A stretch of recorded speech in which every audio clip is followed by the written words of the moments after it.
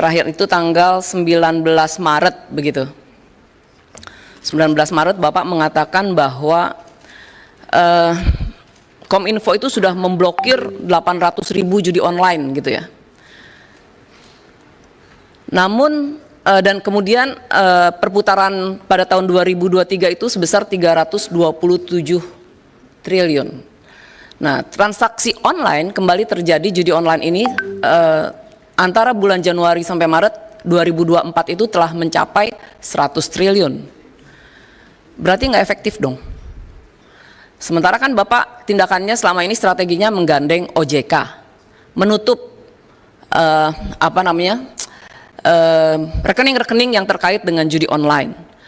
Nah, kalau ternyata tidak efektif, karena ini terkait dengan masyarakat menengah ataupun kelas bawah, Pak, apa yang akan Bapak lakukan, begitu? Ya, yang akan Bapak lakukan untuk memblokir judi online ini, begitu? Kok nggak efektif? Nggak efektif juga.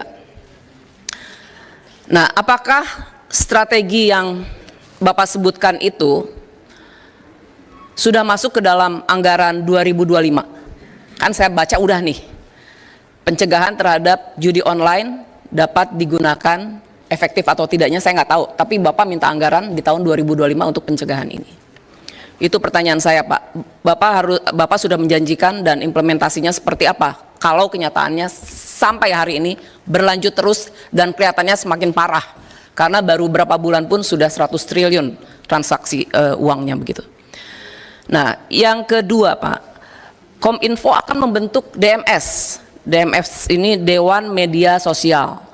Nah, yang bertujuan untuk melindungi anak dari kekerasan dan bullying di dunia digital sesuai dengan standar UNESCO. Namun Pak, belum ada nih undang-undang yang melandasi DMS tersebut. Bapak akan berpijak pada apa begitu? Dan apakah sama fungsinya dengan Dewan Pers? Itu ya Pak. Nah, yang berikutnya Pak, ini yang saya kira sedang menjadi banyak isu hari ini, yaitu tanggal 19 Mei ketika Mas Elon Musk datang ke Indonesia dan resmi meluncurkan Starlink di sini, yang layanannya internet berbasis pada orbit rendah. Hal ini memunculkan pro dan kontra. Nah, sikap Kominfo sendiri itu sebetulnya bagaimana sih Pak? Yang kontranya sudah dipelajari belum? Yang pronya bagaimana? Karena ini kan juga merugikan industri telekomunikasi nasional. Dan kemudian kalau kami melihatnya, kenapa tidak di 3T saja Starlink itu beroperasi? Kenapa harus di pusat? Apakah memang ada permintaan atau kompensasi yang diminta oleh pihak Starlink?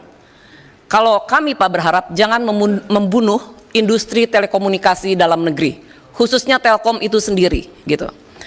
Nah, kemudian terkait dengan ini, karena masih ada permintaan untuk anggaran BTS ya, saya baca di halaman 12 kalau nggak salah. Ini beberapa yang saya tandain Pak ya, tapi yang penting-penting aja nih. Di halaman 12 ini Bakti masih meminta uang untuk pembangunan BTS. Pertanyaannya, dengan Starlink ataupun teknologi lainnya, apakah BTS masih diperlukan?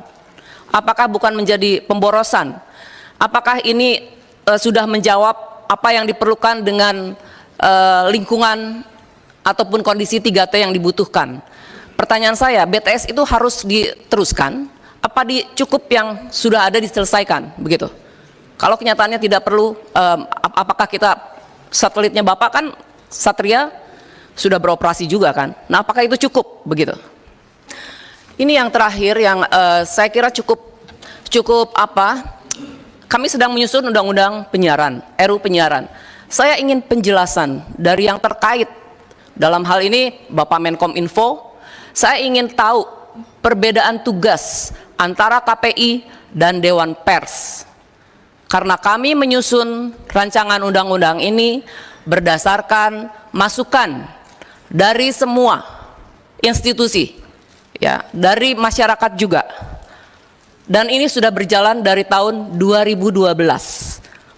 Aji sudah kita undang, JTI kita undang.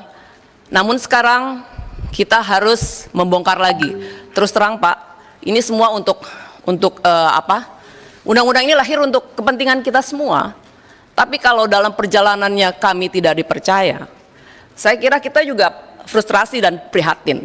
Nah sekarang saya ingin tolong disebutkan apa perbedaan tupoksi antara KPI dan Dewan Pers, supaya tidak juga tumpang tindih.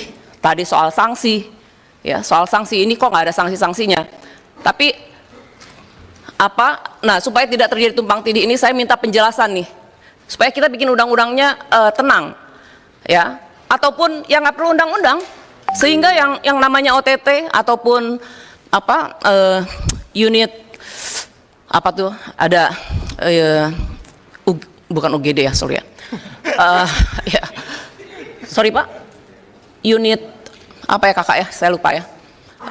Yang bukan OTT tapi ada di atasnya ada Google, ada yes UDC, iya UDC. Apakah saya nggak tahu nih, kita jadi saling curiga Pak, terus terang ya, saling curiga begitu. Kenapa kok tiba-tiba diributkan begitu? Jadi siapa sebenarnya yang tidak suka dengan undang-undang ini? Itu pertanyaan saya. Jadi saya minta penjelasan sesungguhnya apa pembedaan tugas antara KPI dan Dewan Pers itu.